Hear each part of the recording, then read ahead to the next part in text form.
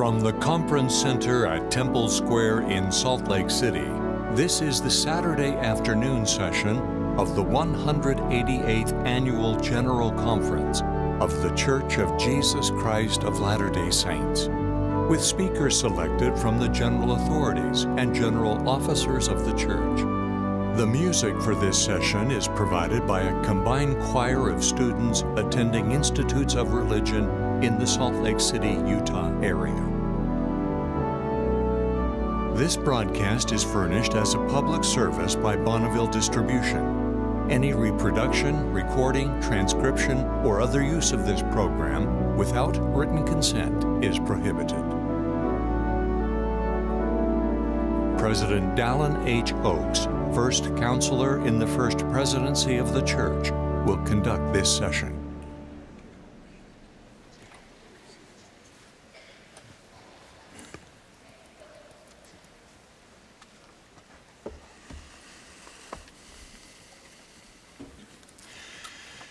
Brothers and sisters, we welcome you to the Hermanos y hermanas, les damos la bienvenida a la sesión del sábado por la tarde de la Conferencia General Anual número 188 de la Iglesia de Jesucristo de los Santos de los Últimos Días. El presidente Russell M. Nelson, quien preside la conferencia, ha pedido que dirija esta sesión. Extendemos nuestro saludo a todos los que asisten o que están participando por otros medios. La música para esta sesión está a cargo de un coro combinado de los alumnos de los institutos de religión del área de Salt Lake City, Utah, bajo la dirección de Marshall McDonald y Richard Decker, con Bonnie Goodlife y Linda Margetts al órgano. El coro iniciará esta reunión cantando Dios manda a profetas. Luego, el elder Mark A. Bragg, de los 70, ofrecerá la primera oración.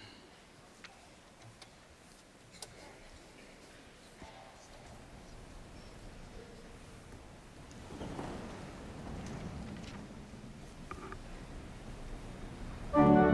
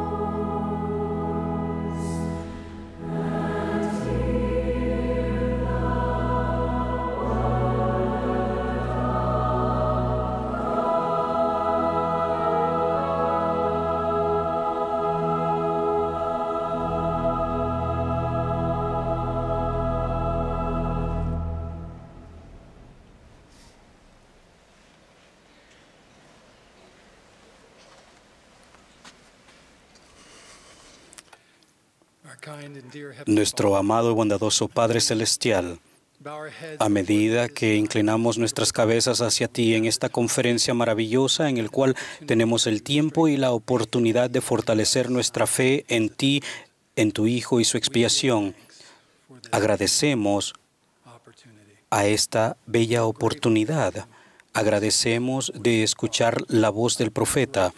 Agradecemos por el presidente Nelson. Le amamos, le sostenemos y rogamos de que tú le bendigas y lo guardes y lo guíes a sus consejeros y al coro de los 12 y los apóstoles a medida que ellos dirigen esta iglesia bajo la dirección de tu Hijo. Agradecemos a todos aquellos que han participado y preparado esta conferencia y rogamos que sus mensajes sean recibidos y podamos actuar sobre lo que escuchemos. Agradecemos a aquellos misioneros maravillosos en todo el mundo. Por favor, bendíceles. Bendíceles con caridad y guíalos con la ayuda de sus miembros para encontrar a aquellos que están dispuestos y ansiosos de escuchar el Evangelio. Agradecemos por la juventud y la fortaleza que ellos tienen. Bendícelos y a medida que escuchan los mensajes de esta reunión, que su fe aumente y sus testimonios y la confianza que crezca en ellos para compartir los sentimientos que han sentido el día de hoy. Finalmente, Padre, rogamos por una bendición sobre aquellos viudos y viudas y aquellos que están viviendo momentos solos, que puedan sentir de tu amor y de tu cuidado y, más importante, que sus familias y amigos puedan ser inspirados a ministrarles en estos días por venir. Te amamos, expresamos nuestra gratitud por todas nuestras bendiciones y hacemos esto y lo pedimos humildemente en el nombre de tu Hijo Jesucristo. Amén.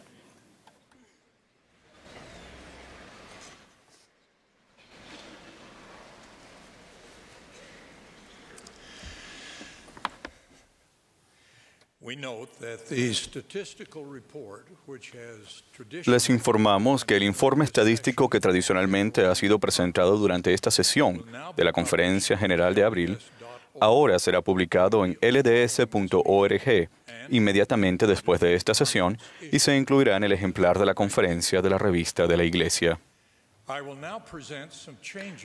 Ahora presentaré algunos cambios en el liderazgo de la Iglesia y de los oficiales generales y 70 de área de la Iglesia para su voto de sostenimiento, luego de lo cual el hermano Kevin R. Jurgensen, director ejecutivo del Departamento de Auditorías de la Iglesia, leerá el informe anual.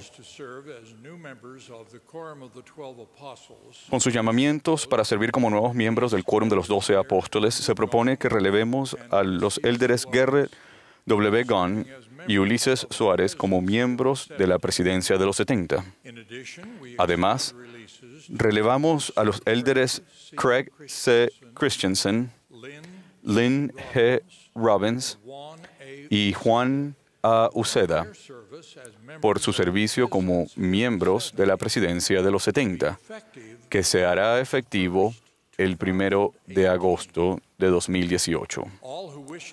Todos los que deseen expresar agradecimiento a estos hermanos por su servicio dedicado, sírvanse manifestarlo. Se propone que relevemos de su servicio a los siguientes como 70 de área: Stephen R. Bangeter, Matthew L. Carpenter, Matías Held, David P. Homer, Kyle S. McKay, R. Scott Runia y Juan Pablo Villar. Los que deseen unirse a nosotros para expresar agradecimiento a estos hermanos por su dedicado servicio, pueden hacerlo levantando la mano. Se propone que relevemos con sentida gratitud a las hermanas Bonnie L. Oscarson, Carol F. McConkie y Neil F. Marriott como la Presidencia General de las Mujeres Jóvenes. Asimismo, extendemos los relevos a las integrantes de la Mesa Directiva General de las Mujeres Jóvenes, quienes han prestado tan buen servicio. Los que deseen unirse a nosotros para expresar nuestra gratitud a estas hermanas por su extraordinario servicio y devoción, sírvanse manifestarlo. Se propone que relevemos a la hermana Bonnie H. Cordon como primera consejera de la Presidencia General de la Primaria. Los que deseen expresar su agradecimiento a la hermana Cordon, sírvanse manifestarlo levantando la mano derecha. Se propone que sostengamos a los siguientes para servir como miembros de la presidencia de los 70, con carácter inmediato. Los élderes Carl B. Cook y Robert C. Gay. Los siguientes también servirán como miembros de la presidencia de los 70 a partir del 1 de agosto de 2018. Los élderes Terence M. Vinson, José A. Teixeira y Carlos A. Godoy.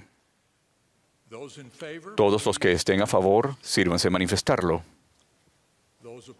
Los que estén en contra, si los hay.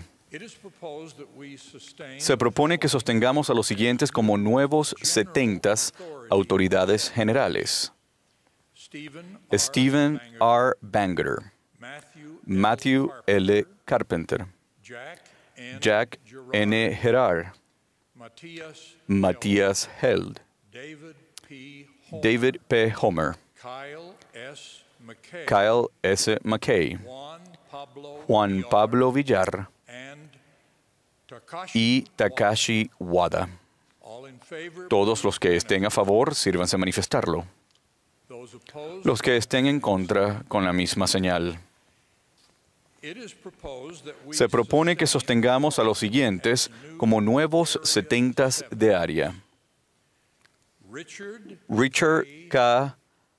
Ahaji, Alberto A. Álvarez, Dwayne D. Bell, Glenn Burgess, Víctor R. Calderón, Ariel E. Chaparro,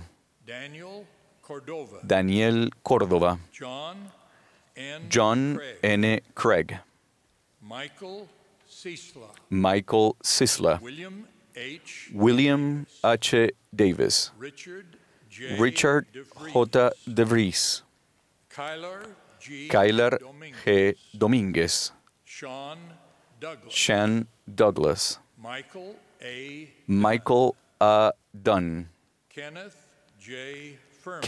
J. Firmich, Edgar Flores, Saulo G. Franco, Carlos A. Genaro, Mark A. Gilmore, Sergio A. Gómez, Roberto González, Virgilio González, Spencer R. Griffin, Matthew S. Harding, David J. Harris, Kevin J. Hathaway, Richard Holzapfel, Eustache Ilunga,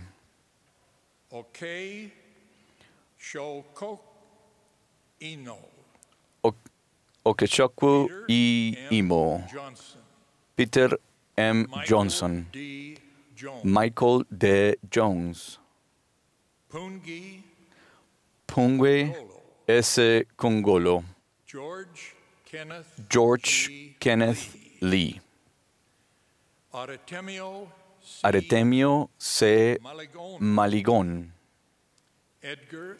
Edgar A. Mantilla,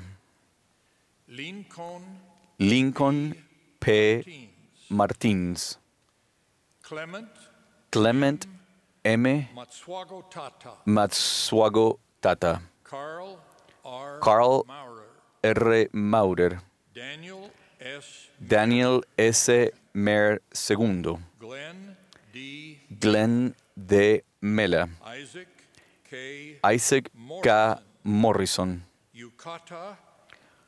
Yutaka Nagatomo, Alistair B. Odgers, R. Jeffrey Parker, Denis E. Pineda, Enrique S. Simplicio, Jeffrey H. Singer, Michael L. Stahley, Jarot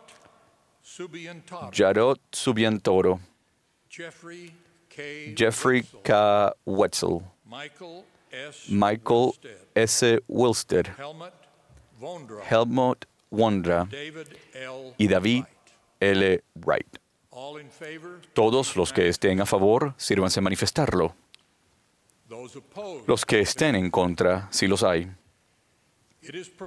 Se propone que sostengamos a Bonnie H. Cordon para que sirva como presidenta general de las mujeres jóvenes, con Michelle Lee Craig como primera consejera y Rebecca Lynn Craven como segunda consejera. Los que estén a favor, sírvanse manifestarlo. Contrarios, pueden indicarlo. Se propone que sostengamos a Lisa Renee Harkness para que sirva como primera consejera de la presidencia general de la primaria. Los que estén en contra, los que estén a favor, sírvanse manifestarlo. Los que estén en contra, si los hay. Se propone que sostengamos a las demás autoridades generales, setentas de área y presidencias de organizaciones auxiliares, tal cual se encuentran actualmente constituidas. Todos los que estén a favor, sírvanse manifestarlo. Los que estén en contra, si los hay. Presidente Nelson, el voto ha sido registrado.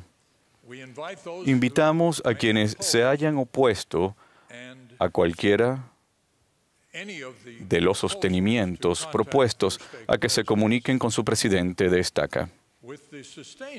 Con el sostenimiento que acaba de llevarse a cabo, ahora tenemos 116 autoridades generales. Casi el 40% de ellos nacieron fuera de los Estados Unidos.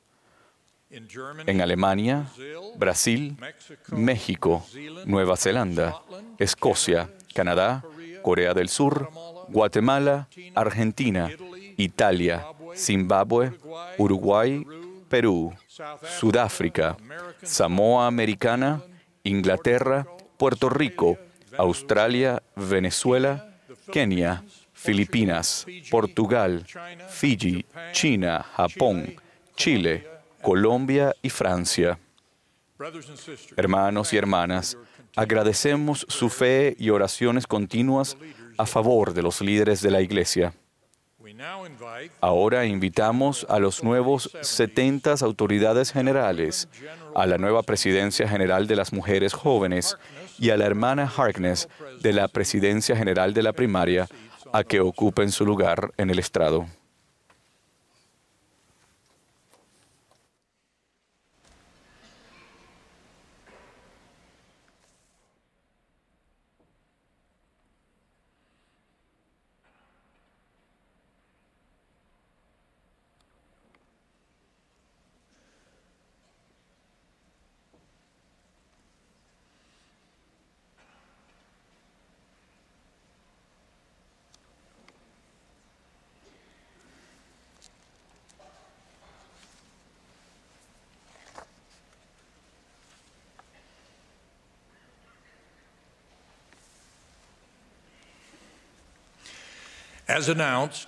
Como se anunció, Kevin R. Jurgensen leerá el informe de auditoría de la Iglesia de 2017.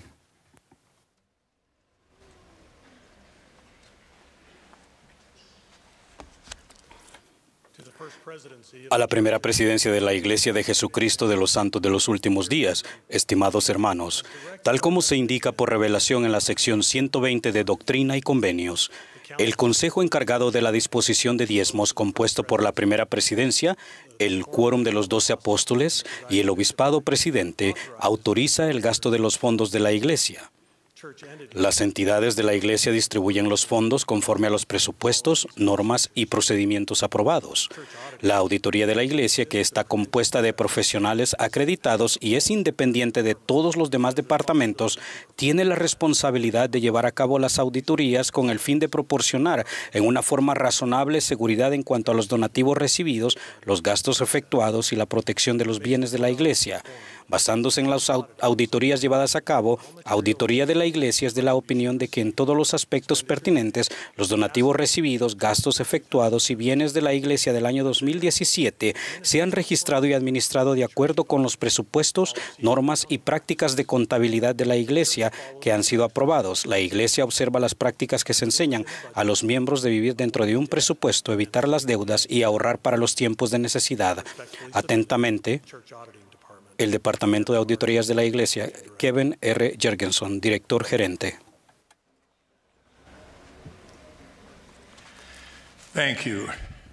Gracias. El coro cantará ahora ¿Dónde hallo el solaz? Después del himno, tendremos el privilegio de escuchar al elder David A. Bednar del Quórum de los 12 Apóstoles.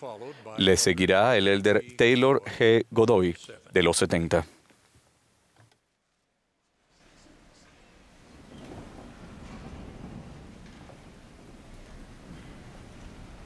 Peace.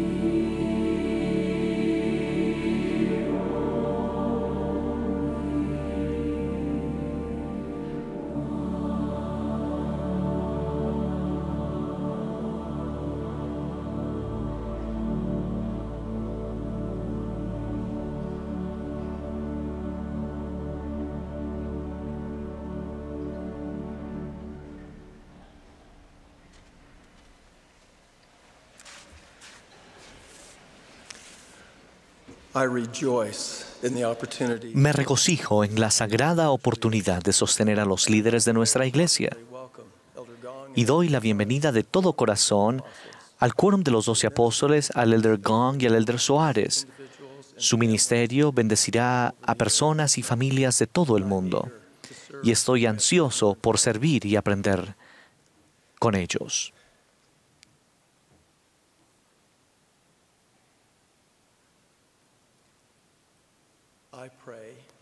Ruego que el Espíritu Santo nos enseñe e ilumine al aprender juntos acerca de un aspecto vital de la naturaleza divina del Salvador, que cada uno de nosotros debería esforzarse por emular.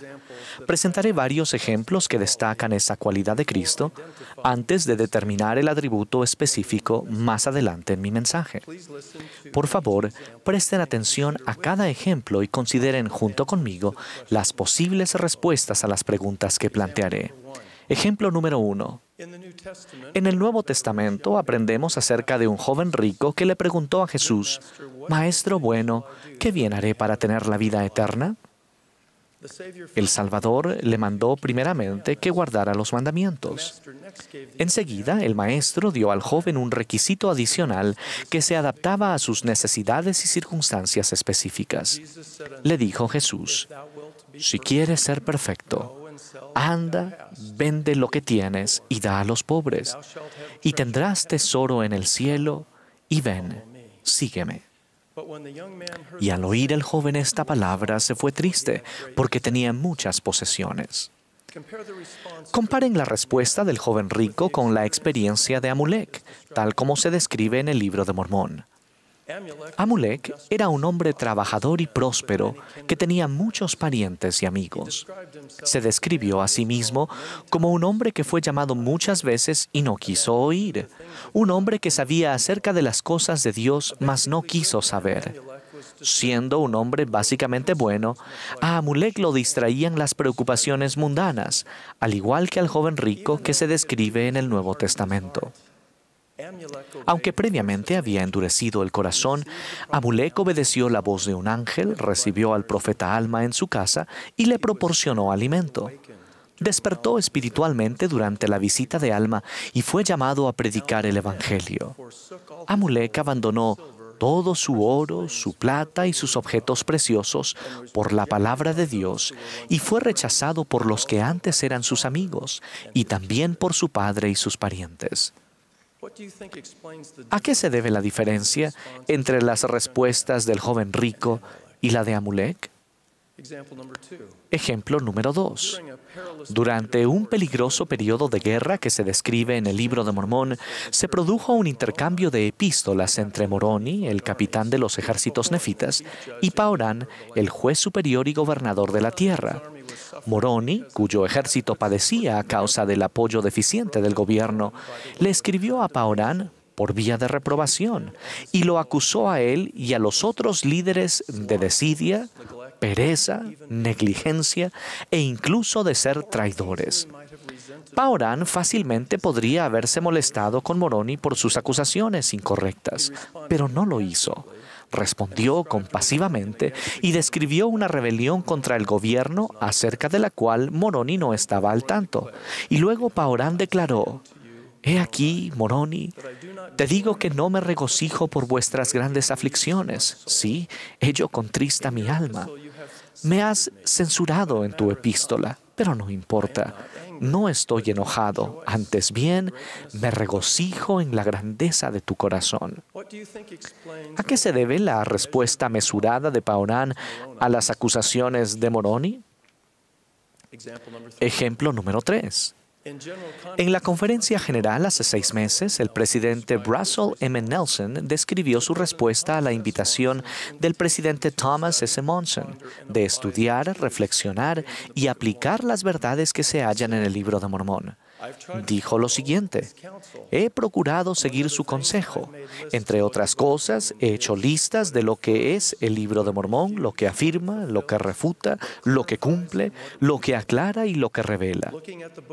Contemplar el Libro de Mormón a través de esas lentes ha sido un ejercicio esclarecedor e inspirador. Se lo recomiendo a cada uno de ustedes.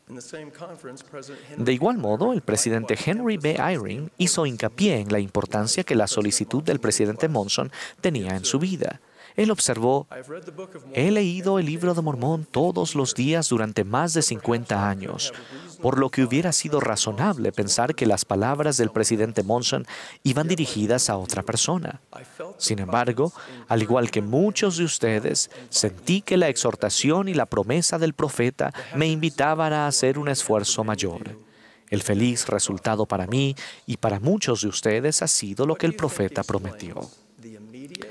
¿A qué se deben las respuestas inmediatas y sinceras de esos dos líderes de la Iglesia del Señor a la invitación del presidente Monson?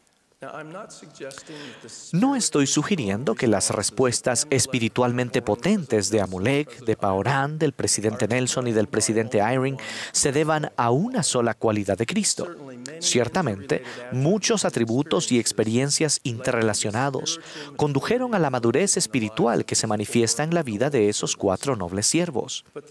No obstante, el Salvador y sus profetas han destacado una cualidad esencial que todos nosotros necesitamos comprender más plenamente y esforzarnos por incorporar en nuestras vidas.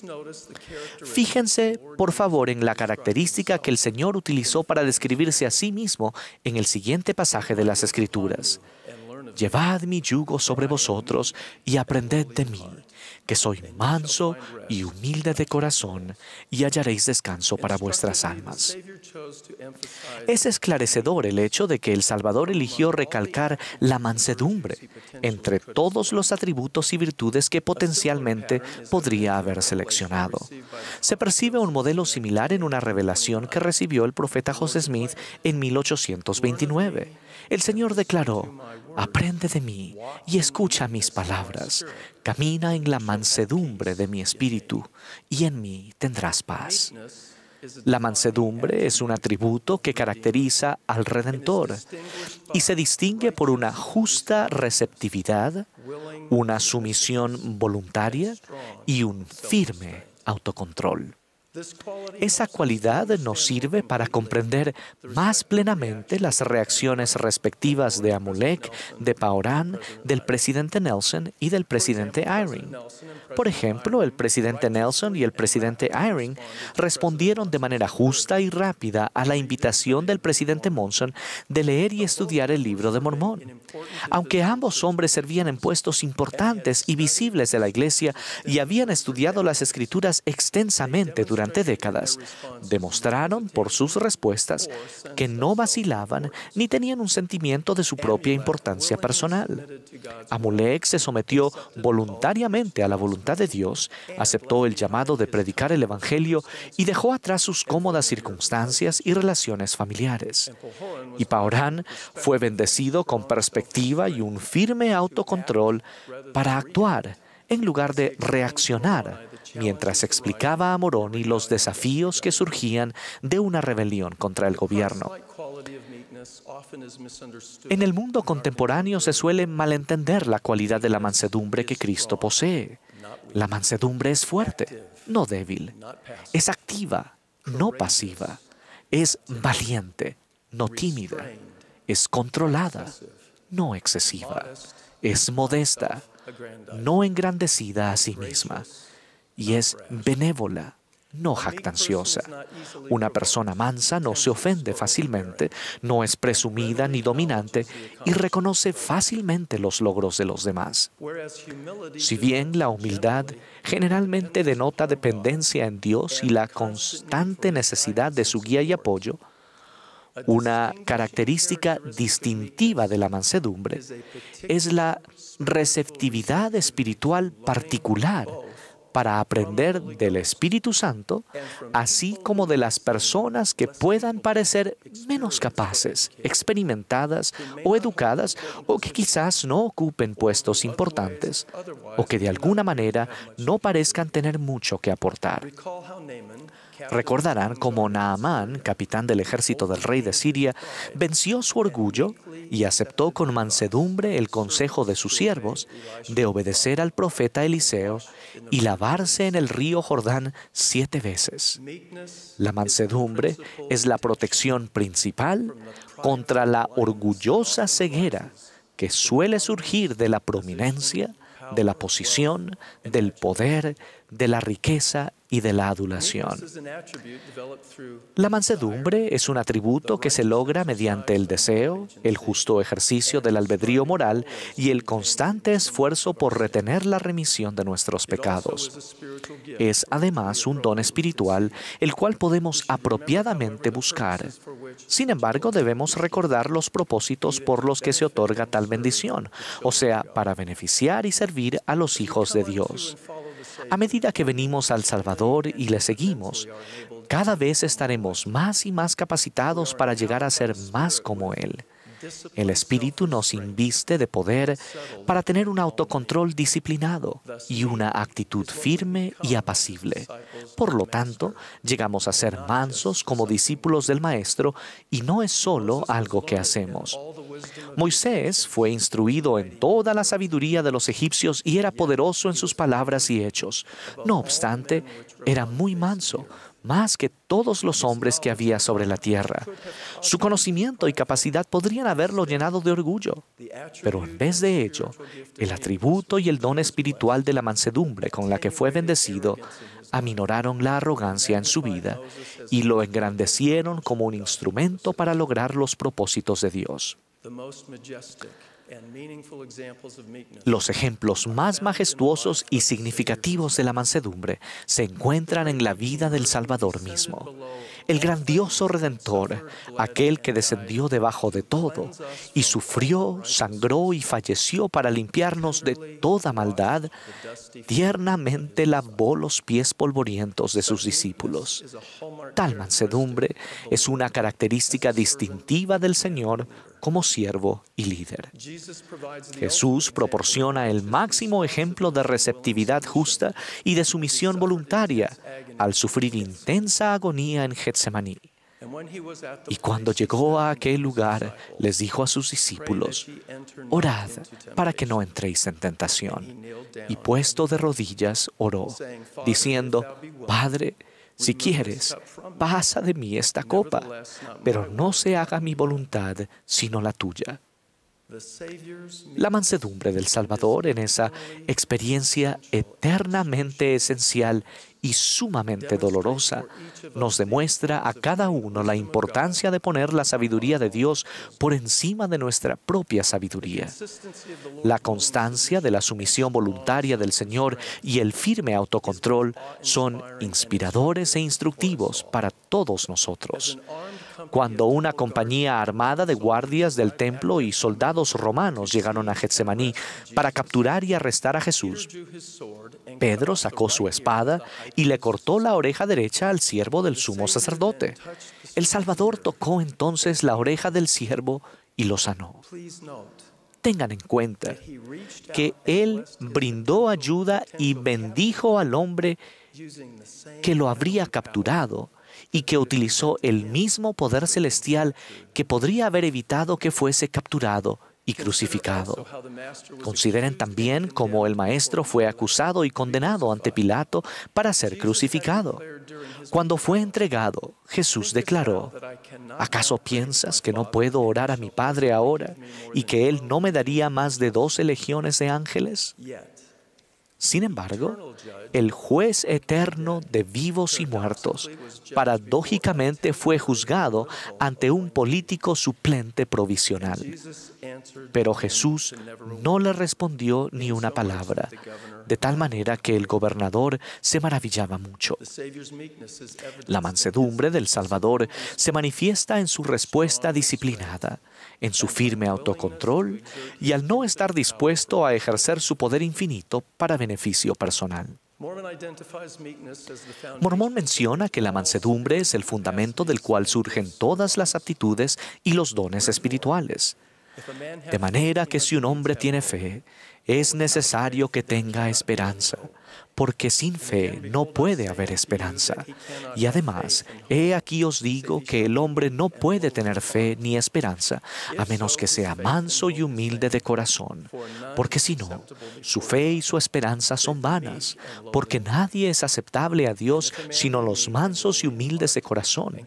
Y si un hombre es manso y humilde de corazón y confiesa por el poder del Espíritu Santo que Jesús es el Cristo, es menester que tenga caridad, porque si no tiene caridad no es nada.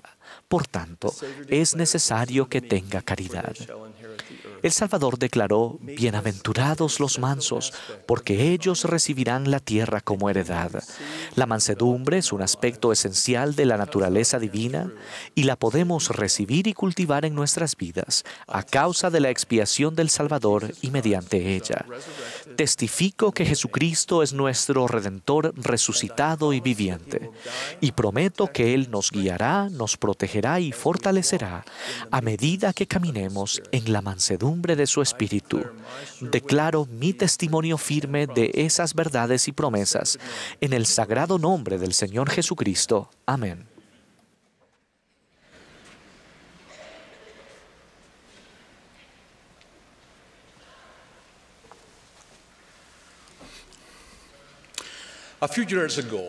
Hace unos años, mis amigos tuvieron un bebé a quien llamaron Brigham.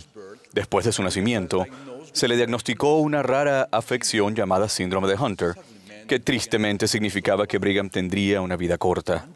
Un día, mientras él y su familia visitaban los terrenos del templo, Brigham pronunció una frase particular. 2 veces dijo: un día más. Brigham falleció precisamente al día siguiente. He visitado varias veces la tumba de Brigham y cada vez que lo hago, medito la frase un día más. Me pregunto qué significaría o qué efecto tendría para mí saber que solo me quedaría un día más de vida. ¿Cómo trataría a mi esposa, a mis hijos y a los demás? ¿Cuán paciente y cortés sería? ¿Cómo cuidaría mi cuerpo?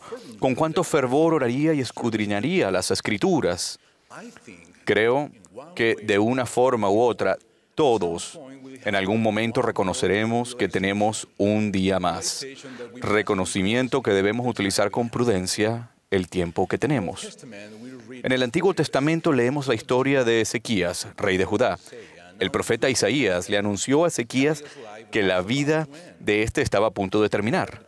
Cuando oyó las palabras del profeta, Ezequías comenzó a orar, a suplicar y a llorar penosamente en aquella ocasión.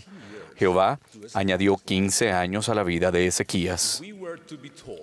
Si nos dijeran que nos queda poco tiempo de vida, tal vez también suplicaríamos tener más días para realizar las cosas que deberíamos haber hecho o que habríamos hecho de manera diferente, independientemente del tiempo que el Señor, que en su sabiduría determine otorgarnos.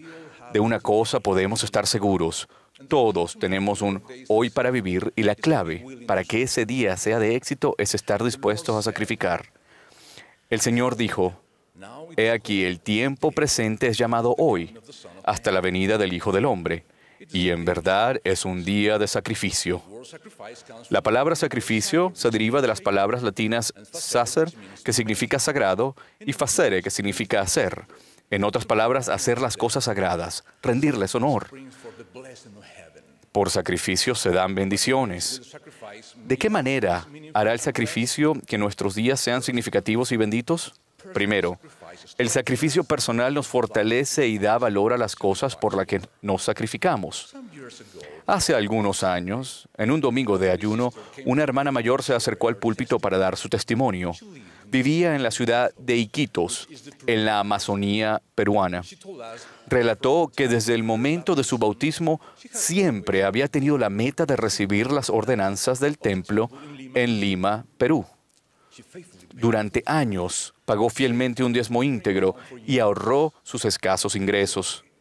Su alegría al ir al templo y recibir allí las ordenanzas sagradas la expresó con estas palabras: Hoy puedo decir que por fin estoy lista para pasar a través del velo.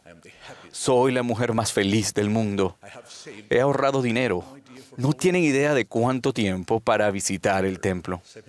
Y después de 7 días en el río y 18 horas en autobús, por fin me encontraba en la casa del Señor. Al salir de ese lugar sagrado, me dije a mí misma que después de todo el sacrificio que se me había requerido para ir al templo, no dejaría que nada me hiciera tomar a la ligera todos los convenios que hice. Sería un desperdicio. Este es un compromiso muy importante. De esa dulce hermana aprendí que el sacrificio personal es una fuerza inestimable que impulsa nuestras decisiones y resoluciones. El sacrificio personal impulsa nuestras acciones, nuestras promesas y convenios y da significado a las cosas sagradas. Segundo, el sacrificio que hacemos por los demás y que los demás hacen por nosotros resulta en bendiciones para todos. Cuando estudiaba en la Facultad de Odontología, el panorama económico de la economía local no era muy alentador. La inflación disminuía drásticamente el valor de la moneda de un día para otro. Recuerdo el año en que debía matricularme en las prácticas de cirugía. Necesitaba tener todo el equipo quirúrgico necesario antes de inscribirme ese semestre. Mis padres ahorraron los fondos suficientes, pero una noche ocurrió algo inesperado. Fuimos a comprar el equipo solo para descubrir que la cantidad de dinero que teníamos para comprar todo el equipo solo alcanzaba para comprar un par de pinzas quirúrgicas y nada más. Regresamos a casa con las manos vacías y apesadumbrados ante la idea de perder un semestre de estudios universitarios. Sin embargo, de pronto mi madre dijo: Taylor, ven conmigo, vamos a salir. Fuimos al centro de la ciudad, donde había muchos lugares donde se compran y venden joyas. Cuando llegamos a una tienda, mi madre sacó de su cartera una bolsita de terciopelo azul, en la que había un hermoso brazalete de oro con una inscripción que decía: a mi querida hija, de tu padre. Era un brazalete que mi abuelo le había regalado en uno de sus cumpleaños, y allí, ante mis propios ojos, lo vendió. Cuando recibió el dinero me dijo: si hay algo de lo que estoy segura, es que vas a ser dentista. Ve y compra todo el equipo que necesitas. Ahora, ¿se imaginan la clase de estudiante en que me convertí a partir de ese momento? Quería ser el mejor y terminar mis estudios lo más pronto posible, porque sabía el alto costo del sacrificio que ella estaba haciendo. Aprendí que el sacrificio que hacen nuestros seres queridos nos reanima como el agua fresca en medio del desierto. Esa clase de sacrificio brinda esperanza y motivación. Tercero, cualquier sacrificio que hagamos es pequeño en comparación con el sacrificio del Hijo de Dios.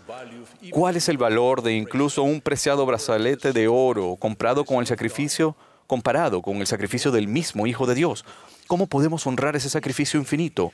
Cada día podemos recordar que tenemos un día más de vida y ser fieles. Amulek enseñó: sí, quisiera que vinieseis y no endurecieseis más vuestros corazones, porque he aquí, hoy es el tiempo y el día de vuestra salvación. Y por tanto, si os arrepentís y no endurecéis vuestros corazones, inmediatamente obrará para vosotros el gran plan de redención. En otras palabras, si le brindamos al Señor el sacrificio de un corazón quebrantado y un espíritu contrito, inmediatamente se manifestarán en nuestras vidas las bendiciones del gran plan de felicidad. El plan de redención es posible gracias al sacrificio de Jesucristo, tal como Él mismo lo describió. El sacrificio hizo que yo, Dios, el mayor de todos, temblara a causa del dolor y sangrara por cada poro y padeciera, tanto en el cuerpo como en el espíritu, y deseara no tener que beber la amarga copa y desmayar.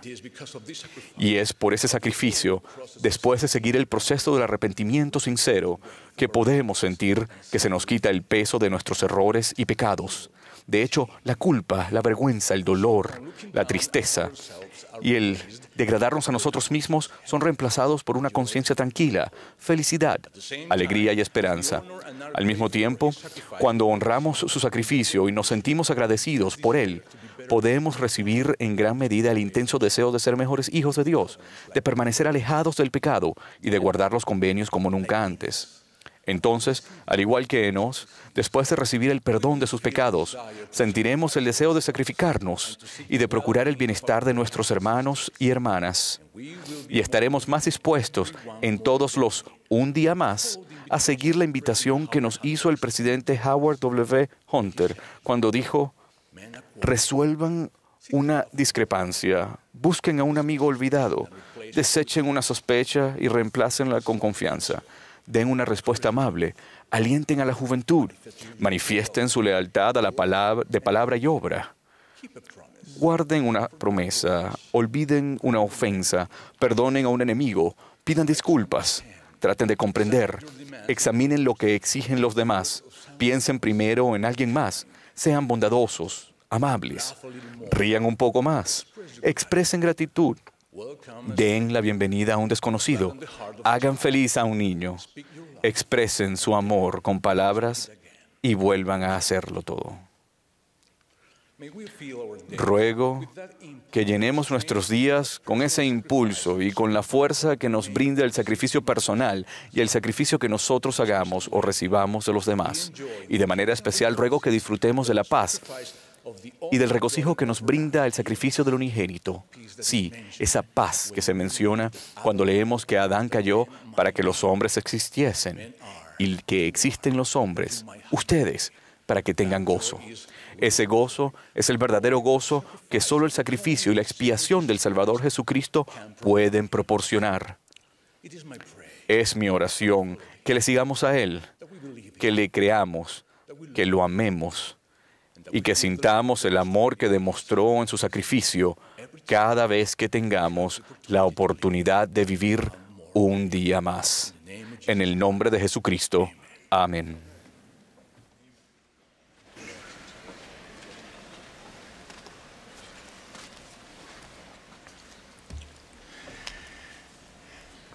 In reading that long list of names, al leer esa larga lista de nombres, sin querer, omití 2 nombres que deseamos que ustedes también sostengan como 70 de Arias: Silvio Flores y Víctor Patrick. Todos aquellos que puedan sostenerlos en este llamamiento, por favor, indíquenlo levantando la mano derecha. ¿Alguno contrario? Muchas gracias. Ahora la congregación se unirá al coro para cantar Haz el bien. Después escucharemos a la hermana Bonnie L. Oscarson, quien fue relevada recientemente como presidenta general de las mujeres jóvenes. Le seguirá el elder Taniela B. Huacolo, de los 70. Luego el hermano Devin G. Durant, primer consejero de la Presidencia General de la Escuela Dominical, nos dirigirá la palabra. Y el coro cantará un popurrí de los himnos Juventud de Sion de los últimos días y La Barra de Hierro.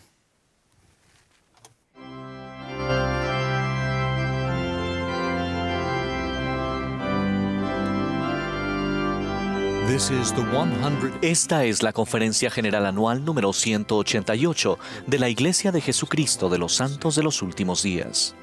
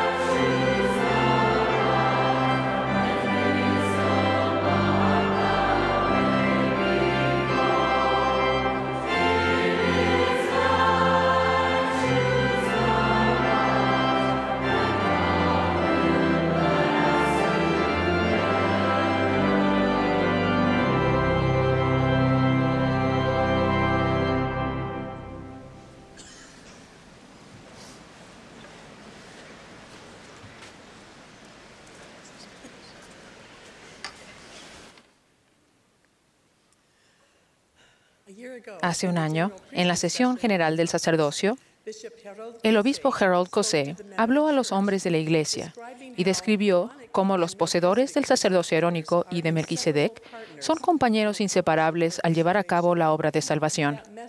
Ese mensaje ha sido una gran bendición para ayudar a los jóvenes del sacerdocio arónico a entender el papel que juegan en la edificación del reino de Dios sobre la tierra.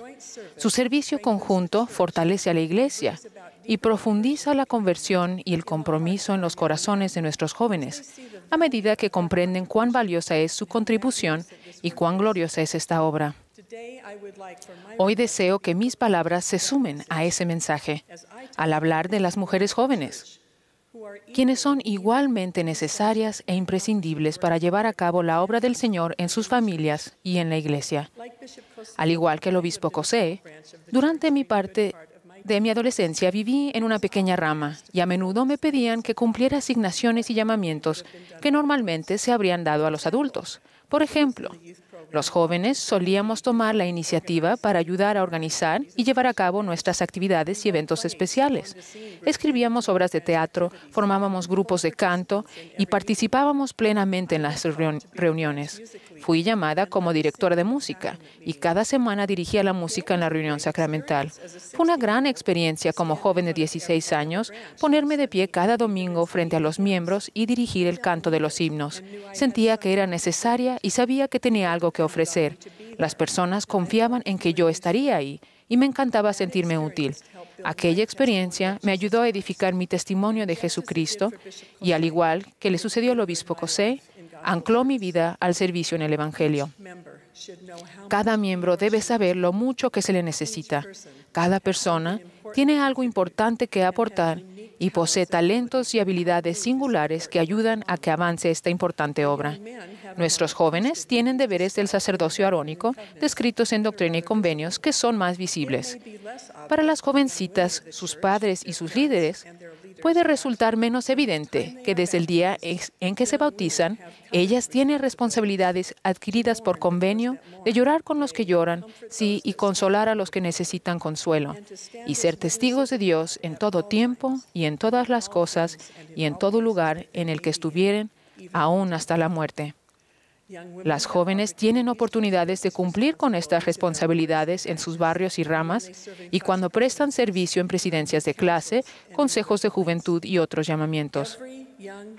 Cada jovencita de la Iglesia debe sentirse valorada, tener oportunidades de prestar servicio y sentir que tiene algo de valor que contribuir a esta obra. En el Manual 2 aprendemos que la obra de salvación dentro de nuestros barrios incluye la obra misional de los miembros, la retención de conversos, la activación de los miembros menos activos, la obra del templo y de historia familiar y la enseñanza del Evangelio. Esta obra es dirigida por nuestros fieles obispos, quienes poseen las llaves del sacerdocio. Durante muchos años, nuestra presidencia se ha preguntado, ¿en cuáles de las áreas mencionadas no deben ayudar las mujeres jóvenes? La respuesta es que ellas tienen algo que aportar en todas las áreas de esta obra. Por ejemplo, hace poco conocí a varias jovencitas en el área de Las Vegas, quienes habían sido llamadas a servir como consultoras de templo e historia familiar.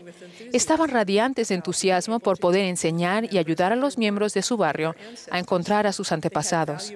Tenían valiosas habilidades informáticas, habían aprendido a utilizar Family Search y estaban entusiasmadas por compartir ese conocimiento. Era evidente que tenían un testimonio y comprendían la importancia de buscar los nombres de nuestros antepasados para que las ordenanzas de salvación pudieran efectuarse por ellos en el templo. Hace unos meses, tuve la oportunidad de poner a prueba una idea con dos jovencitas de 14 años. Hice copias de 2 agendas reales de un consejo de barrio y se las di a Emma y a Maggie.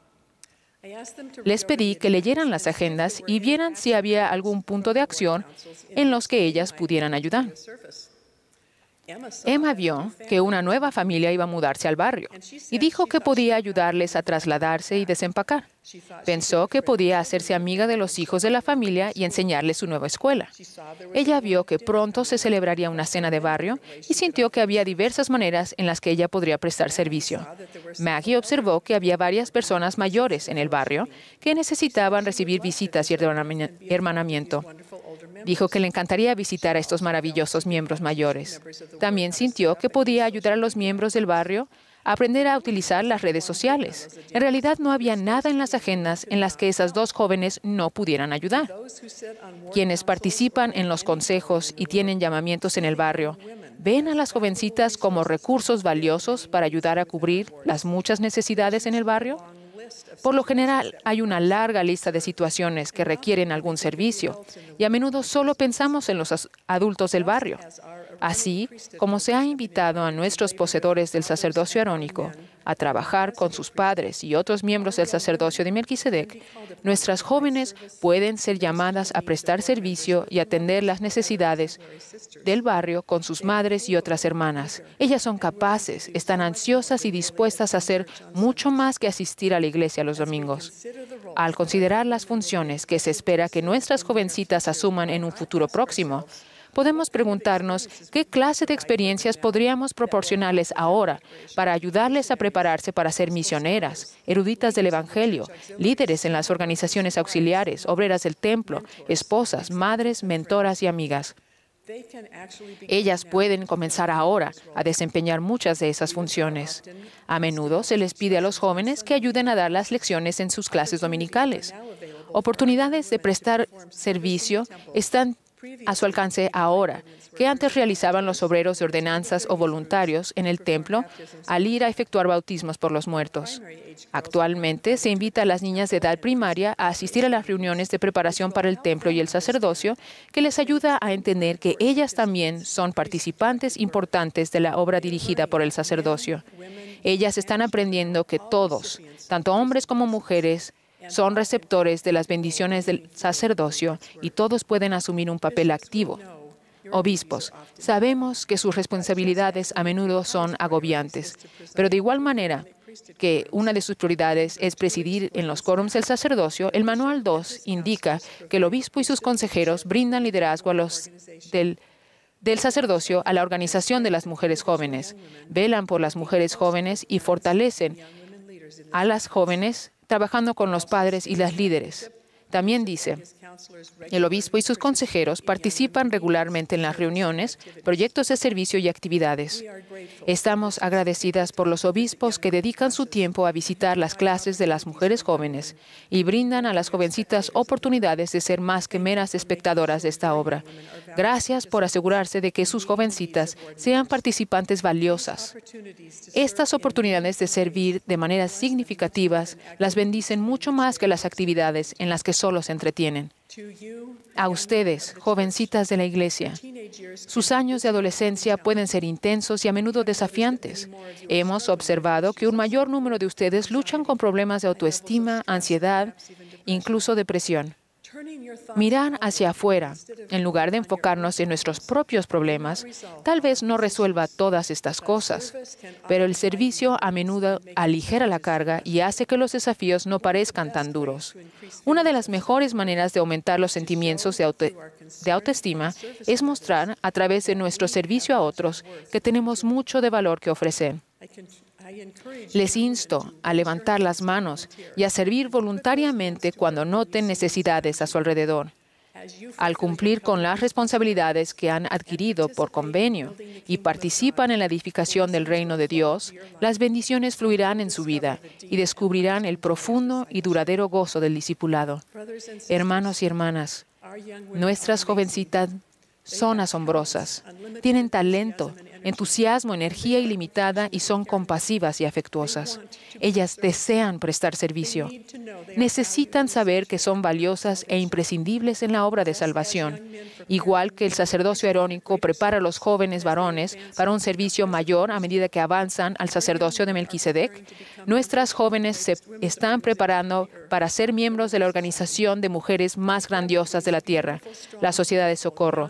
Juntos, estos bellos, fuertes y fieles hombres y mujeres jóvenes se están preparando para ser esposos y esposas, madres y padres que criarán familias dignas del reino celestial de Dios. Testifico que la obra de nuestro Padre Celestial es llevar a cabo la inmortalidad y la vida eterna de sus hijos. Nuestras preciosas jóvenes tienen un importante papel que desempeñar en ayudar a cumplir esta gran obra. En el nombre de Jesucristo. Amén.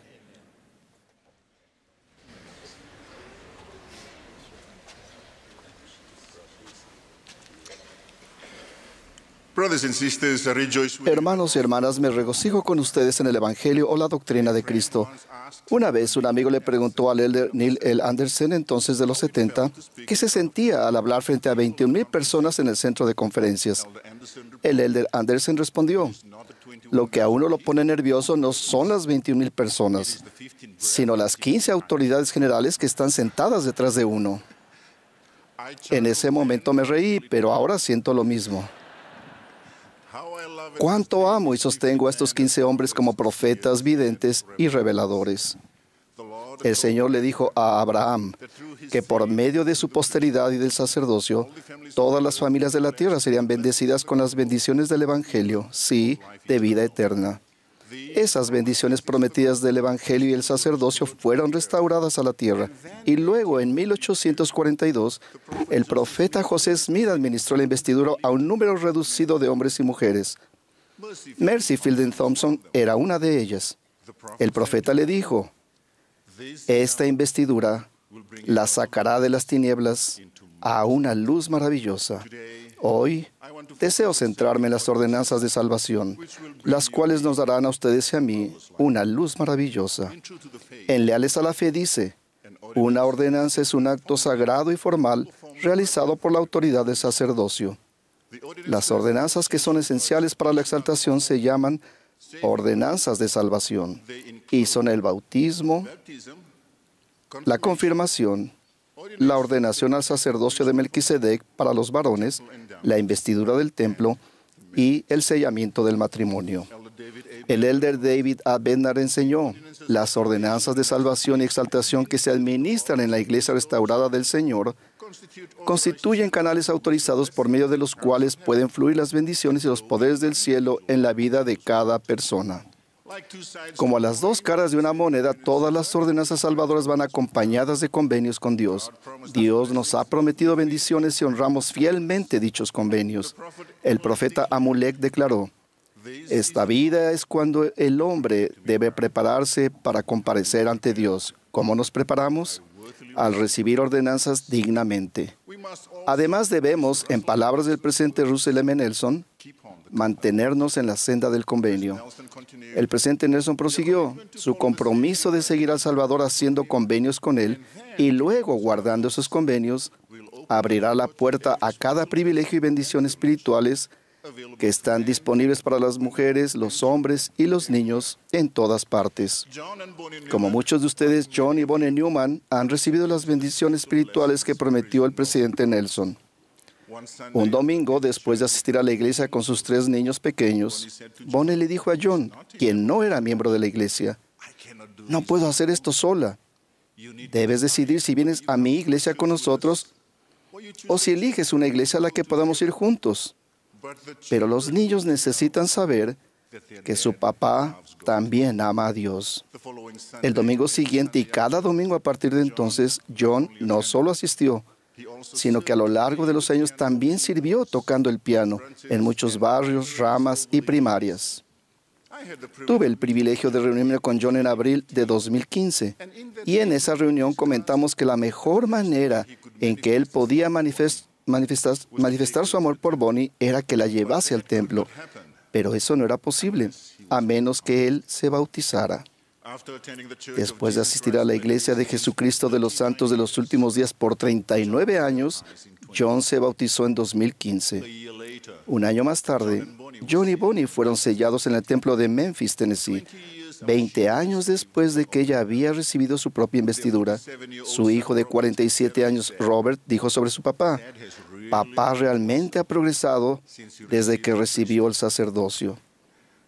Bonnie agregó: John siempre ha sido una persona feliz y alegre, pero recibir las ordenanzas y honrar sus convenios ha aumentado su benignidad. Hace muchos años, el presidente Boyd K. Packer advirtió: un buen comportamiento sin las ordenanzas del Evangelio no redimirá ni exaltará a la humanidad. De hecho, necesitamos no solo las ordenanzas y los convenios para regresar a nuestro Padre, sino también a su Hijo Jesucristo y su expiación. El rey Benjamín enseñó que solo en el nombre de Cristo y por medio de él puede llegar la salvación a los hijos de los hombres. Mediante su expiación, Jesucristo nos redimió de las consecuencias de la caída de Adán e hizo posible nuestro arrepentimiento y futura exaltación. Por medio de su vida, Él nos dio el ejemplo para que recibamos las ordenanzas de salvación en las cuales se manifiesta el poder de la divinidad. Después de que el Salvador recibió las ordenanzas del bautismo para cumplir con toda justicia, Satanás lo tentó. De igual modo, nuestras tentaciones no terminan luego del bautismo o el sellamiento, pero recibir las sagradas ordenanzas y honrar los convenios relacionados con ellas nos llena de una luz maravillosa y nos da fortaleza para resistir y superar las tentaciones. Isaías profetizó que en los últimos días la tierra se contaminó porque cambiaron la ordenanza. Una advertencia relacionada revelada al profeta José Smith fue que algunos con sus labios honran al Señor, pero enseñan como doctrinas los mandamientos de los hombres, teniendo apariencia de piedad, mas negando el poder de ella. Pablo también advirtió que muchos tendrían apariencia de piedad, pero negarían la eficacia de ella. A estos evita. Repito, a estos evita. Las muchas distracciones y tentaciones de la vida son como lobos rapaces. El verdadero pastor es aquel que prepara, protege y advierte a las ovejas y al rebaño cuando se acercan los lobos. Como siervos que procuramos emular la vida perfecta del buen pastor, ¿no somos pastores de nuestra propia alma, así como también de otras?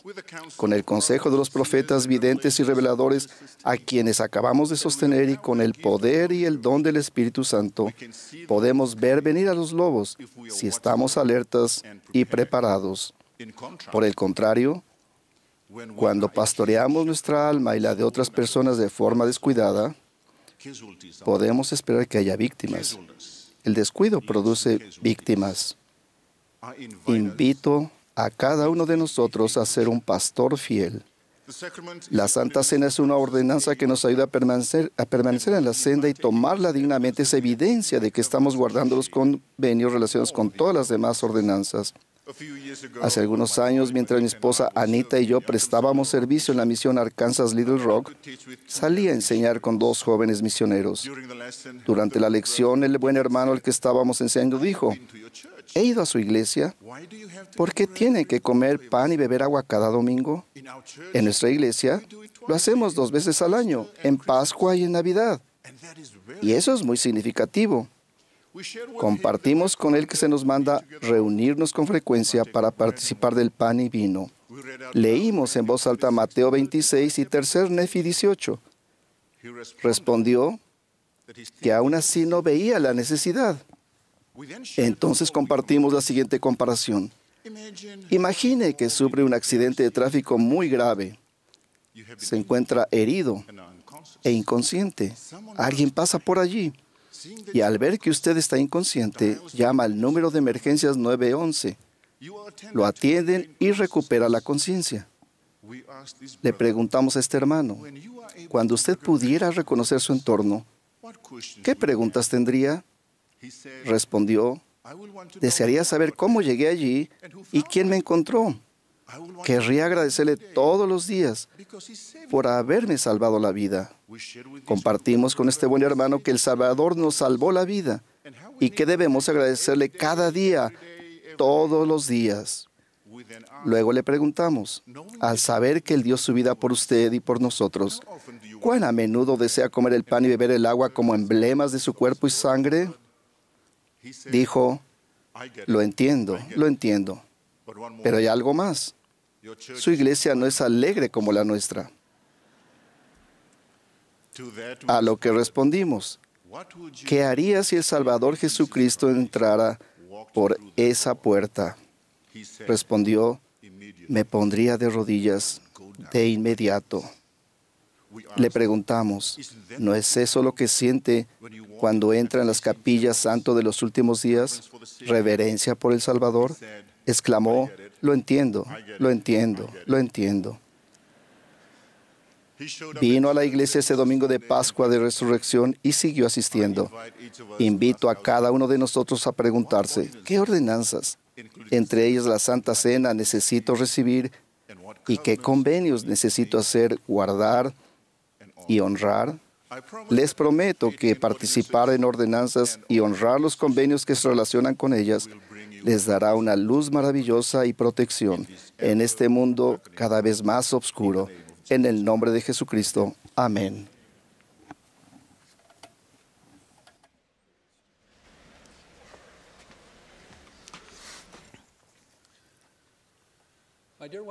Mi esposa Julie y yo hemos criado 6 hijos preciosos y hace poco nos hemos quedado con el nido vacío. Cuánto echo de menos tener a los hijos en casa todo el tiempo. Extraño aprender de ellos. Hoy dirijo mis palabras a todos los padres y a todos los que desean serlo. Muchos de ustedes están criando a sus hijos en la actualidad y otros lo harán en breve. Aún así, para otros el ser padres tal vez sea una bendición futura. Reconozco que es una sagrada responsabilidad la de enseñar a un niño. Como padres, damos a conocer al Padre Celestial y a su Hijo Jesucristo a nuestros hijos. Les ayudamos a decir su primera oración. Les damos guía y apoyo al entrar en el camino de los convenios a través del bautismo.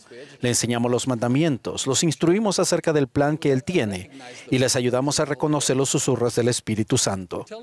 Les contamos relatos de profetas antiguos y los animamos a seguir a los profetas vivientes. Oramos por sus triunfos y nos compadecemos de ellos durante sus pruebas. Testificamos a nuestros hijos de las bendiciones del templo y nos esforzamos por prepararlos para servir misiones de tiempo completo.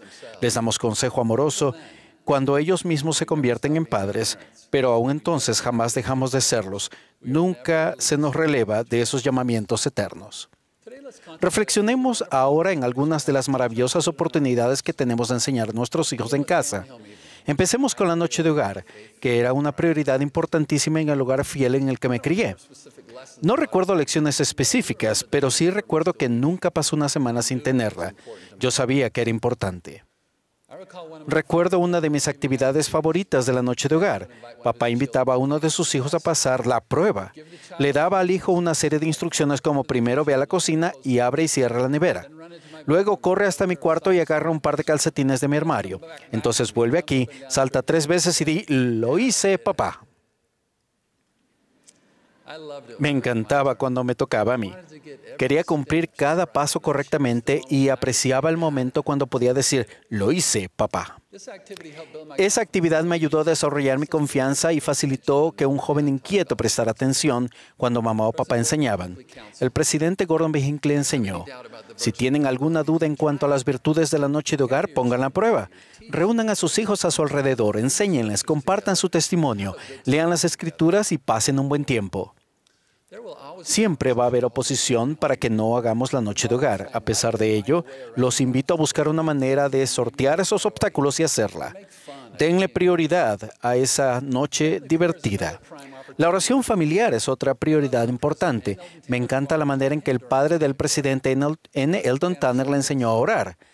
Él dijo, recuerdo que una noche estábamos arrodillados en la oración familiar y mi padre le dijo al Señor, Eldon hizo algo que no debería haber hecho, lo lamenta. Y si le perdonas, no lo hará más. Eso me ayudó a tener la determinación de no volver a hacerlo, mucho más de lo que habría logrado con un breve azote. De pequeño a veces me irritaba lo que yo consideraba que era una cantidad excesiva de oraciones familiares.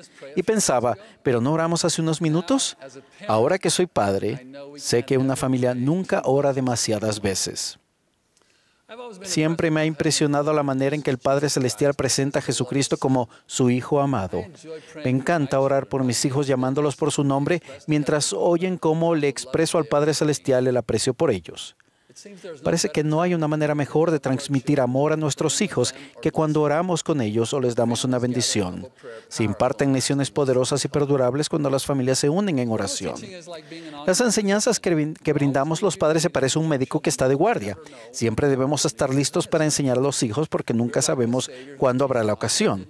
Somos como el Salvador, cuyas enseñanzas a menudo no ocurrieron en una sinagoga, sino en situaciones cotidianas.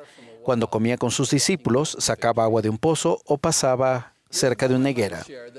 Hace unos años mi madre compartió que las 2 mejores conversaciones que tuvo con mi hermano Matt fueron mientras lavaban la ropa y cuando iban de camino al dentista. Una de las muchas cosas que admiraba de mi madre era su disposición para enseñar a sus hijos. Sus enseñanzas jamás cesaban. Mientras servía como obispo, mi madre, que por entonces tenía 78 años, me dijo que yo necesitaba un corte de pelo. Ella sabía que yo debía ser un ejemplo y no dudaba en decírmelo. Te quiero, mamá. Por ser padre, tengo la motivación de estudiar las Escrituras personalmente y de meditar en ellas para ser capaz de reaccionar cuando se presente la oportunidad de enseñar. Algunas de las mejores oportunidades para hacerlo comienzan con una pregunta o una inquietud en el corazón de un integrante de la familia. ¿Prestamos atención durante esos momentos? Me encanta la invitación del apóstol Pablo. Estad siempre preparados para responder con mansedumbre y reverencia a cada una de esas preguntas. Siendo un adolescente, a mi padre y a mí nos encantaba retarnos para ver quién agarraba con más fuerza.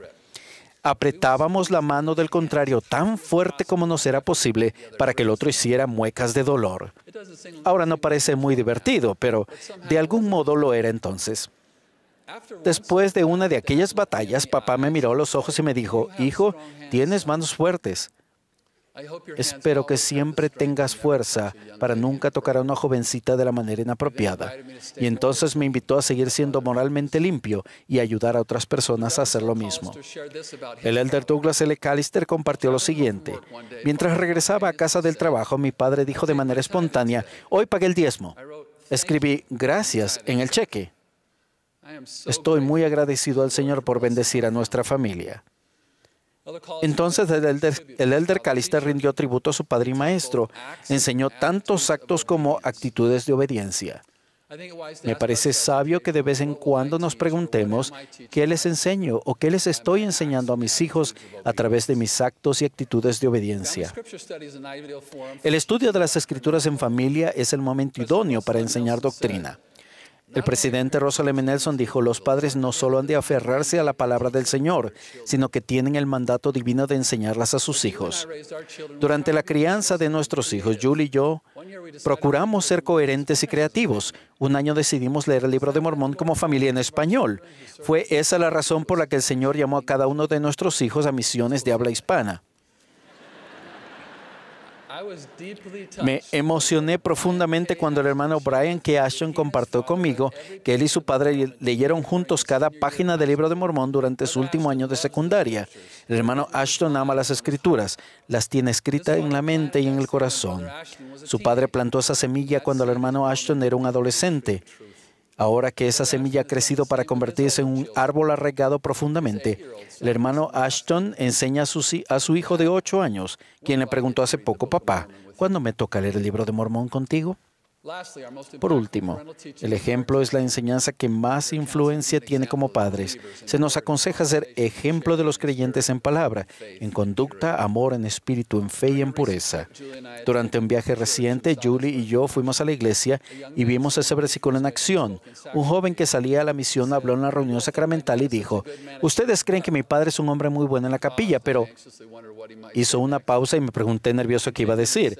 Entonces añadió, es un hombre mucho mejor en casa. Después le di las gracias al joven por el inspirado tributo que le había rendido a su padre y luego descubrí que su padre era el obispo del barrio. Aun cuando este obispo servía fielmente al barrio, su hijo consideraba que era en casa donde le daba lo mejor de sí mismo. El elder D. Todd Christofferson aconsejó, tenemos muchas oportunidades para enseñar a la nueva generación y debemos dedicar nuestras mejores ideas y esfuerzos en ello. Sobre todo, debemos continuar alentando y ayudando a los padres a ser mejores maestros y más constantes, en especial por el ejemplo. Durante unas vacaciones con nuestros hijos menores, Julie sugirió que hiciésemos bautismos vicarios en los templos de St. George y San Diego. Yo murmuré para mí, ya vamos al templo cuando estamos en casa, pero ahora estamos de vacaciones. ¿Por qué no hacer algo más típico de vacaciones? Después de los bautismos, Julie quería tomar fotos en los exteriores del templo y yo volví a murmurar. Seguro que adivinan lo que sucedió entonces. Tomamos las fotos. Julie quiere que nuestros hijos tengan recuerdos de cómo ayudamos a nuestros antepasados. Yo también. No fue necesario imprimir una lección formal sobre la importancia de los templos. Lo estábamos viviendo gracias a una madre que ama el templo y que quiere que sus hijos compartan ese sentimiento. Los hijos reciben bendiciones eternas cuando los padres se aprecian mutuamente y brindan ejemplos de rectitud. Ruego que todos ustedes se esfuercen por dar lo mejor de ustedes mismos y enseñar en casa. Si creen que aún pueden mejorar o que necesitan, prepárense y respondan con humildad a las impresiones del Espíritu. El elder Elton Perry dijo: la salud de cualquier sociedad, la felicidad, la prosperidad y la paz de su gente, todas tienen su raíz en la enseñanza de los hijos en el hogar. Sí, mi hogar ahora es un nido vacío, pero yo sigo de guardia, listo y dispuesto a encontrar oportunidades adicionales y preciadas de enseñar a mis hijos, ya adultos, a sus hijos y algún día espero a los hijos de estos. Suplico la ayuda del cielo en este esfuerzo como Cristo en nuestro hogar. En el nombre de Jesucristo. Amén.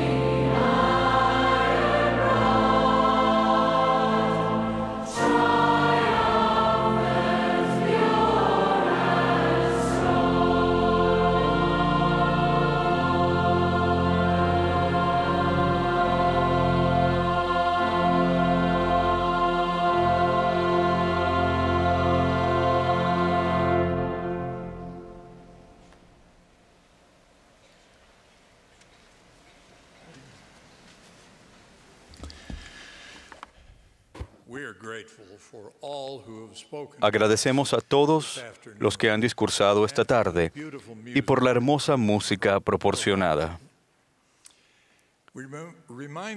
Recordamos a los hermanos que la sesión general del sacerdocio comenzará en el centro de conferencias esta noche a las 16 horas, hora de Salt Lake City. La transmisión nacional del coro del Tabernáculo Mormón se emitirá mañana por la mañana de 9:30 a 10, hora de Salt Lake City. La sesión del domingo por la mañana de la conferencia comenzará inmediatamente después. El último discursante para esta sesión será el elder Dale G. Renlund del Quórum de los 12 Apóstoles. Después del discurso del elder Renlund, el coro cerrará esta reunión cantando «A donde me mandes, iré». Luego, la última oración la ofrecerá el elder Peter F. Meyers de los 70. Elder Renlund.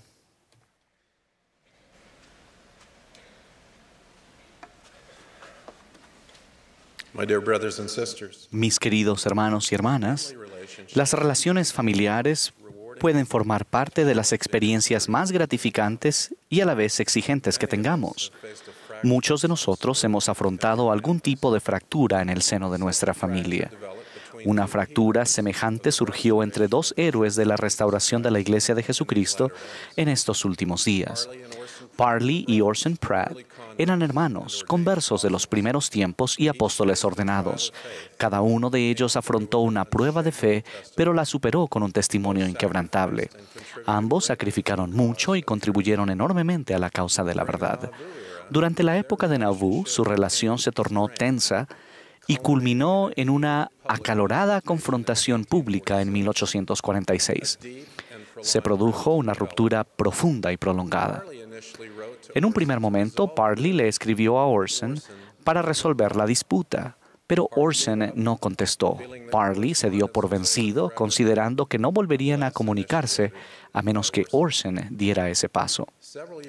Varios años más tarde, en marzo de 1853, Orson se enteró de un proyecto de publicar un libro sobre los descendientes de William Pratt, el primer antepasado americano de estos hermanos.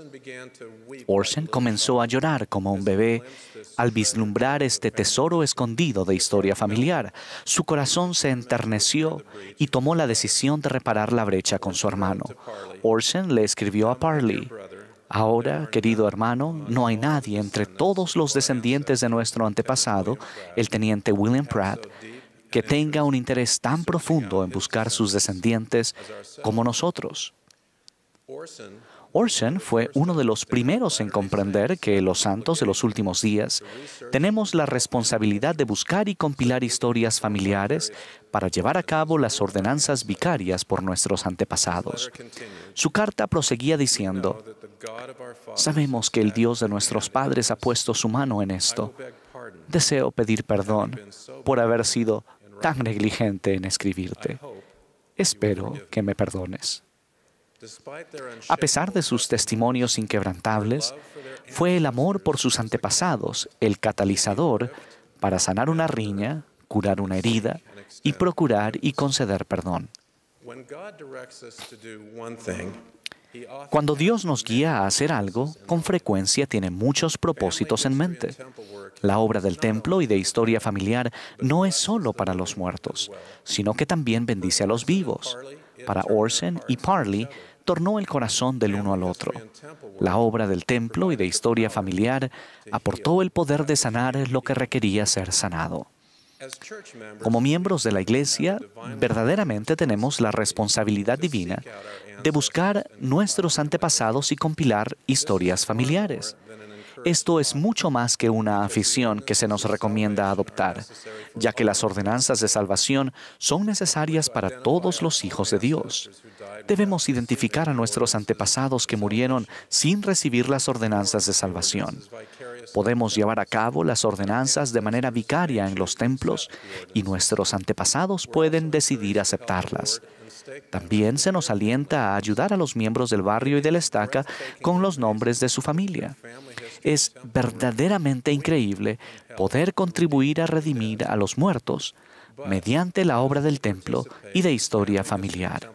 Pero al participar en la obra del templo y de historia familiar hoy, también nos hacemos merecedores de las bendiciones de sanación prometidas por los profetas y apóstoles.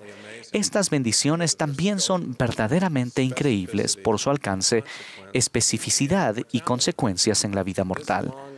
Estas bendiciones incluyen lo siguiente, y es una lista grande: más comprensión del Salvador y de su sacrificio expiatorio, más influencia del Espíritu Santo en nuestra vida para disfrutar de fortaleza y guía para nuestra propia vida, más fe, la cual hace que nuestra conversión a Él llegue a ser profunda y perdurable, más capacidad y motivación para aprender y arrepentirnos, gracias a la comprensión de quiénes somos y de dónde venimos, así como una visión más clara de hacia dónde vamos, más influencia refinadora, santificadora y moderadora en nuestro corazón, más gozo gracias a una capacidad superior de sentir el amor del Señor, más bendiciones para nuestra familia independientemente de nuestra situación familiar actual, pasada o futura, o de cuán imperfecto sea nuestro árbol familiar.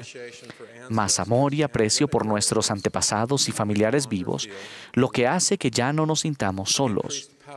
Más poder para discernir lo que necesita ser sanado y así, con la ayuda del Señor, servir a los demás. Más protección ante las tentaciones y la creciente influencia del adversario. Y más ayuda a la hora de aliviar corazones atribulados, quebrantados o angustiados, y que las personas heridas sanen. Si ha orado para recibir cualquiera de estas bendiciones, participe en la obra del templo y de historia familiar. Al hacerlo, sus oraciones serán contestadas. Cuando se llevan a cabo ordenanzas a favor de personas fallecidas, los hijos de Dios sobre la tierra son sanados. No en vano, el presidente Russell M. Nelson, en su primer mensaje como presidente de la Iglesia, declaró: su adoración en el templo y el servicio que presten allí por sus antepasados los bendecirá con mayor revelación personal y paz, y los fortalecerá en su compromiso de mantenerse en la senda de los convenios. Un profeta anterior también predijo bendiciones tanto para los vivos como para los muertos. Un mensajero celestial le mostró a Ezequiel la visión de un templo con agua saliendo de él a borbotones. A Ezequiel se le dijo: estas aguas salen y descenderán al desierto y entrarán en el mar muerto, y las aguas serán sanadas. Y acontecerá que toda alma viviente que nade por donde quiera que entren estos dos ríos vivirá, pues serán sanadas, y vivirá todo lo que entre en este río. Hay dos características destacables de esta agua. En primer lugar, aunque el pequeño arroyo no tenía afluentes, crecía hasta convertirse en un río caudaloso, ensanchándose y haciéndose más profundo según recorría su flujo. Sucede algo similar con las bendiciones que fluyen del templo a medida que las personas son selladas como familias. A medida que las ordenanzas de sellamiento fusionan las familias, se produce un crecimiento significativo hacia atrás y hacia adelante a través de las generaciones. En segundo lugar, el río renovaba todo lo que tocaba. Del mismo modo, las bendiciones del templo tienen una capacidad impresionante para sanar. Las bendiciones del templo pueden sanar corazones, vidas y familias. Permítanme ilustrarlo. En 1999, un joven llamado Todd se desmayó por causa de la rotura de un vaso sanguíneo en su cerebro. Aunque Todd y su familia eran miembros de la iglesia, su actividad en ella había sido esporádica y ninguno había experimentado las bendiciones del templo. La última noche en la vida de Todd, su madre, Betty, se sentó en la cama junto a él, acariciando su mano y le dijo: Todd, si de verdad debes marcharte, te prometo que me aseguraré de que se lleve a cabo tu obra del templo. Al día siguiente, los médicos declararon la muerte cerebral de Todd. Los cirujanos trasplantaron el corazón de Todd a mi paciente, una persona excepcional llamada Rod.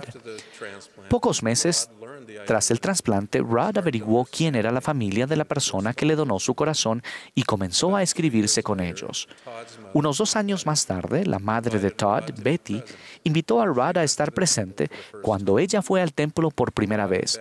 Rod y Betty se vieron por primera vez en persona en el Salón Celestial del Templo de St. George, Utah. Algún tiempo después, el padre de Todd y esposo de Betty falleció. Un par de años más tarde, Betty invitó a Rod a representar vicariamente a su hijo fallecido para recibir sus ordenanzas del templo. Rod lo hizo con agradecimiento y la obra vicaria culminó en una sala de sellamientos en el templo de St. George, Utah. Betty fue sellada a su esposo fallecido, arrodillándose ante el altar frente a su nieto, quien sirvió como representante. Después, con lágrimas cayendo por sus mejillas, le hizo una señal a Rod para que se uniera a ellos ante el altar. Rod se arrodilló junto a ellos, actuando como representante del hijo de ella, Todd, cuyo corazón todavía latía al interior del pecho de Rod.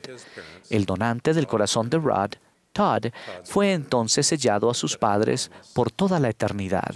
La madre de Todd había cumplido la promesa que le hizo a su hijo moribundo años atrás. Pero la historia no termina ahí. 15 años después de su trasplante de corazón, Rod se comprometió con una joven y me pidió que llevara a cabo el sellamento en el templo de Provo, Utah. El día de la boda me reuní con Rod y su maravillosa prometida Kim en una sala adyacente a la sala de sellamientos, donde esperaban sus familiares y amigos más cercanos. Tras hablar brevemente con Rod y Kim, les pregunté si tenían alguna pregunta. Rod dijo, sí, la familia de mi donante está presente y les encantaría conocerle. Esto me tomó por sorpresa y le pregunté, ¿quiere decir que están aquí, ahora mismo? Rod contestó, sí. Doblé la esquina y llamé a la familia para que saliera de la sala de sellamientos. Betty, su hija y su yerno se unieron a nosotros. Rod saludó a Betty con un abrazo, le dio las gracias por venir y después me la presentó. Rod dijo, Betty, este es el Elder Renland. Es el médico que cuidó del corazón de tu hijo durante tantos años. Ella cruzó la sala y me abrazó. Durante unos cuantos minutos más hubo abrazos y lágrimas de gozo por todas partes. Una vez que nos recuperamos de la emoción, pasamos a la sala de sellamientos donde Rod y Kim fueron sellados por el tiempo y por toda la eternidad. Rod, Kim, Betty y yo podemos testificar de que los cielos estaban muy cerca, que ese día había otras personas con nosotros que habían cruzado antes el velo de la vida mortal. Dios, con su capacidad infinita, sella y sana a personas y familias a pesar de las tragedias, pérdidas y adversidades. A veces comparamos los sentimientos que experimentamos en los templos con captar un destello de los cielos. Aquel día, en el templo de Provo, Utah, me hizo eco esta afirmación de C.S. Lewis. Los seres mortales dicen en cuanto a cierta medida de sufrimiento temporal, ninguna dicha futura puede compensarlo, ignorando que los cielos, cuando los alcancemos, actuarán retrospectivamente y convertirán incluso esa agonía en una gloria. Los benditos dirán entonces, nunca hemos vivido en ningún otro lugar que no sean los cielos. Dios nos fortalecerá, ayudará y sostendrá, y santificará para nosotros nuestra angustia más profunda. Cuando reunimos nuestras historias familiares y vamos al templo por nuestros antepasados, Dios cumple muchas de esas bendiciones prometidas de manera simultánea a ambos lados del velo. De manera similar, somos bendecidos cuando ayudamos a otras personas en nuestros barrios y estacas a hacer lo mismo. Los miembros que no viven cerca de un templo también reciben estas bendiciones al participar en la obra de historia familiar, reuniendo los nombres de sus antepasados para que se lleven a cabo las ordenanzas del templo. El presidente Nelson, no obstante, advirtió: podemos sentirnos inspirados durante todo el día sobre experiencias del templo y de historia familiar que otras personas hayan tenido. Sin embargo, debemos hacer algo para experimentar realmente la alegría por nosotros mismos. Prosiguió diciendo, los invito a considerar con oración qué tipo de sacrificio, de preferencia un sacrificio de tiempo, pueden hacer para dedicarse más a la obra del templo y de historia familiar este año. Al aceptar la invitación del presidente Nelson, descubrirán, reunirán y conectarán a su familia. Además, comenzarán a fluir bendiciones para ustedes y su familia, como el río que mencionó Ezequiel. Hallarán sanación para aquello que requiera sanación. Orson y Parley Pratt experimentaron los efectos sanadores y selladores de la obra del templo y de historia familiar en los primeros compases de esta dispensación. Betty, su familia y Rudd los experimentaron también. Ustedes también pueden hacerlo. Mediante su sacrificio expiatorio, Jesucristo ofrece estas bendiciones a todos, tanto muertos como vivos. Gracias a estas bendiciones, nos daremos cuenta de que, metafóricamente, nunca hemos vivido en ningún otro lugar que no sean los cielos. Testifico de ello en el nombre de Jesucristo. Amén.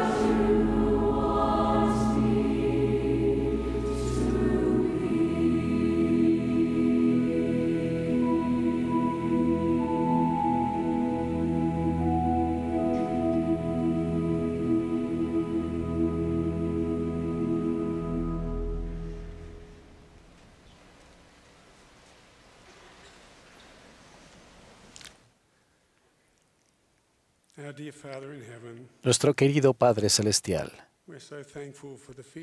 te damos gracias por estos sentimientos que tenemos o que hemos sentido durante esta conferencia. Te damos gracias por el coro que nos recuerda lo que necesitamos ser. Nos regocijamos por la oportunidad de sostener a un profeta de Dios, al presidente Russell M. Nelson. Y te pedimos que compartas con nosotros el hermoso espíritu que Él tiene, que nos ayude a tener fe y ser humildes y seguir los consejos que recibamos de Él, que sea dirigido por la ayuda de tu Hijo. Y te damos gracias por la primera presidencia y el quórum de los 12 apóstoles a quienes amamos y sostenemos. Y también, Padre, para todos aquellos que han sido llamados y los que han sido relevados. Mientras nos reunimos alrededor del mundo y compartimos los sentimientos que hemos tenido y las revelaciones personales que hemos sentido, actuemos sobre ellos. Y te damos gracias en este día por tu Hijo Jesucristo. Que nos ayude siempre a recordarlo y hacer todo en cuanto a su obra, para poder obtener la inmortalidad y la oportunidad de arrepentirnos y llevar a cabo los convenios para buscar la vida eterna a través de Él. Te pedimos que al terminar esta sesión podamos reflexionar en las palabras de los profetas y apóstoles. En el nombre de Jesucristo. Amén.